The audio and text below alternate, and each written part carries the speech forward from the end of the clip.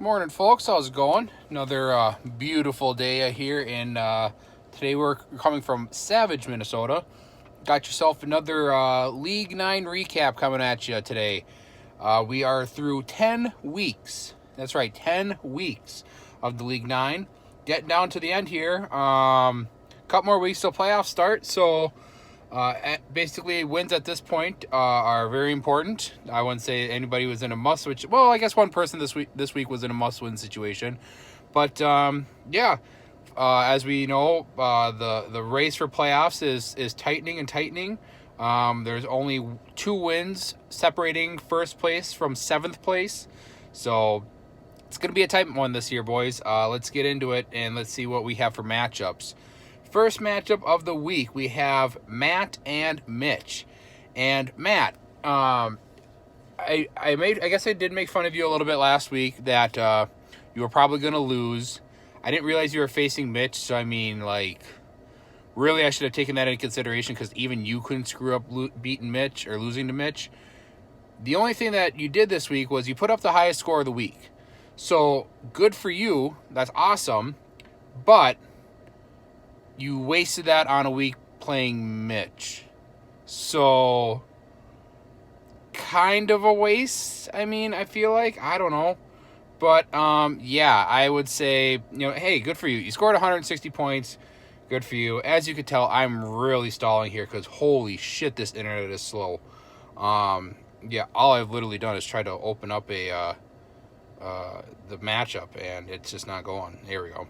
All right, we have the matchup. We had Matt 161 high score of the week to Mitch's 117. Let's take a look at the players on each team. Justin Herbert for Matt, 21.5 points. Deontay Johnson for Matt got him 24 points. But he had double. His lowest point getter of the week was Tyler Lockett at 11.6. I mean, typically getting all of your players to have double-digit points is a win. And you usually do win when that happens, as did Matt. Matt had, Matt, your bench, you could have put up a 200-point week. Ronald Jones on the bench, 25 points. Justin Jefferson on the bench. I think, God, he drafted him, didn't he? 22 points. Tom Brady, 32 points. Ouch. You probably could have put up, you would have been really close to 200. Maybe not 200 once you figure out you have to take out some of these other players that did well for you. Anyways, point is, you had probably one of your best weeks of the year, and you wasted it on Mitch, who's got 1 win, and it came against Don. So, I'm sorry, the sun's coming in here. Mitch, yeah, I mean, let's get this over with. Mitch had Antonio Gibson, 23 points. Tyler Higgins, 23 points, 117. Mitch got his, he had Chase Claypool on the bench, Brandon Ayuk on the bench, but it wouldn't have been enough. Mitch got his 9th loss in 10 weeks. Ouch, that sucks, Mitch. I'm sorry. Mitch, 1-9 and in 10th place. Matt, 5-5, 500, and in 7th place. If playoffs started today, which they do not, he would be the first team out. But he would be the highest ranked player or highest ranked team playing for the plate, and he'd get a first week. He would get a week 14 bye. Next matchup we have between Don and Nick, and I'm going to sit here and stall again because this internet is just dog shit. Nick won 103 to 101. So pretty close matchup. It wasn't as close as the 2 matchups from last week, but still pretty goddamn close. Nick is 7-3 and up to 2nd place. Don is 3-7 and down to 9th place. Let's take a look at the matchup. Don, you had Teddy B go off for 20 points. Stephon Diggs, 25 points. Marvin Jones Jr., 23 points. And your defense scored you 0 points. You should have started a defense that scored points. I hate giving away all these hot takes, but apparently you guys need them because your guys are literally starting people who are not even scoring points. No, not good. So Don, you lost. You barely lost. Well, think about it this way. You would have started defense that would have scored you 2 points. You would have won 3 points, 2.5. Ouch. Nick, on the other hand, Aaron Rodgers, 27 points. That was it. So, Nick scored 103 points and won. If that's not the best way to summarize Nick's year so far, I don't know what is. And he's in 2nd. I don't know. I don't know, boys. I took care of him. I took care of his D's.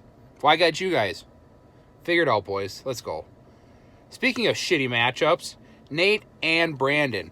And from what I heard, there was a fair amount of shit talking coming out of this matchup this week.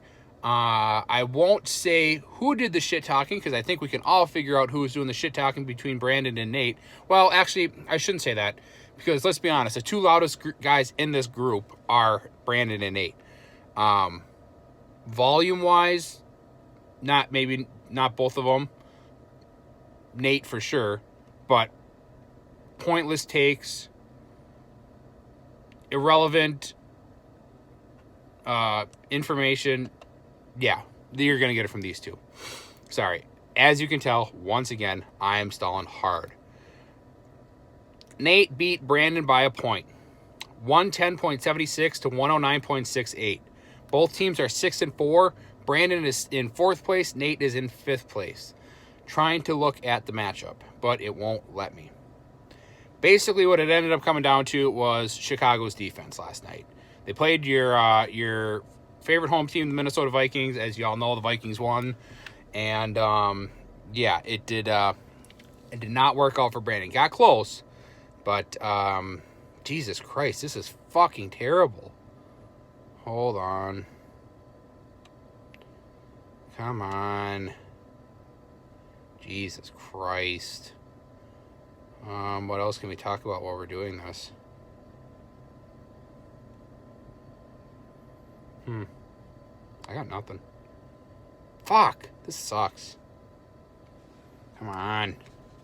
And I don't want to start this video over because I'm already 7 minutes in, and that means I got to start all over, and I don't want to do that. That sounds awful. Well, let's put it this way. It was really close. Nate beat Brandon. They're both in 4th and 5th place. Both of them would be playing in Week 14. If playoffs started today, but it's only Week 11. We're doing Week 10 recap right now. Next matchup, without diving into the players on that last one, sorry, we have Corey and Mike. And you guys, Corey is in 3rd place. He has the best 6-4 team right now. There's 4 of them. He has the best one. 118 to 105. Mike, 3-7, pretty much out of playoffs. You're not out of playoffs, but you might as well be. It's a cute effort on your part to try and come into the league and try to, take Dennis's spot and try to, be a factor. I guess that's the thing I'm looking for.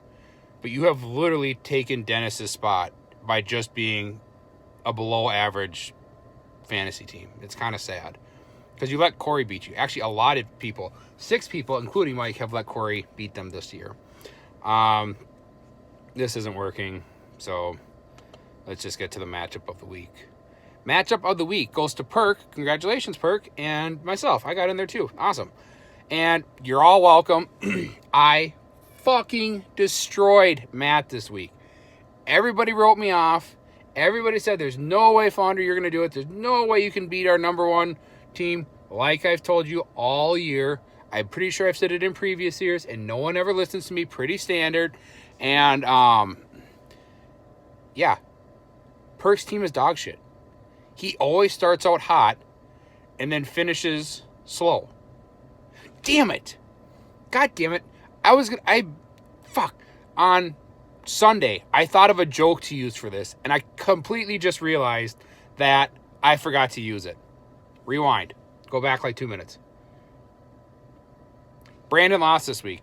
Weird. He can't get the job done himself. Some of you guys get that joke. Especially Brandon does. Point is, I can't load these matchups, whatever. I got the 2nd highest score of the week, only behind Matt's 161. 133 points, beat Perk by 50. Whatever. I know Perk got the weekly low score. We're all excited about that. I know I always say, if you beat the weekly low score, you didn't win, you just didn't lose. No, I fucking won. I got the 2nd highest score of the week. All of my players scored a ton of points. Like I said, I can't pull it up here, but you're just going to have to believe me on it. Josh Allen caught a touchdown. My quarterback caught a touchdown. I mean, seriously, you guys. It's not even fun anymore. Well, it is fun beating Perk because the closer he gets to the finish line, the more and more he starts to flounder. Yeah. So, anyways, I'm 6-4 and in 6th place. Perk is 7-3, 1 win ahead of me, but he's in 1st. So, take that all with a grain of salt. The other thing I want to talk about is magic numbers. So, we have, as I said, there was one must win, if you want to call it that. Wait a minute. There was one must win this week, and it was Mitch. Because now that Mitch lost, he has officially been eliminated from playoffs. One win, week 10, he finally officially got eliminated. But he is technically out now. Perk and Nick, you guys are 7-3. Your magic number is 2. Corey, Brandon, Nate, and myself, we're 6-4. Our magic number is 3. Mike and Matt is 5-5. His magic number is 4. Mike and Don, you're 3-7. Your magic number is 6. So basically, if my math is correct, whoever's in 7th next week has 5 losses, you will be eliminated. Both of you, Mike and Don. Because you have 6. Your magic number is 6, and there's 3 weeks left. 11, 12, 13. Yep. So, anyways, good luck to everybody next week. You'll be facing whoever you face in week 2. Score all the points, get all the fantasy players, waste all your fab money, and we'll see you next Tuesday.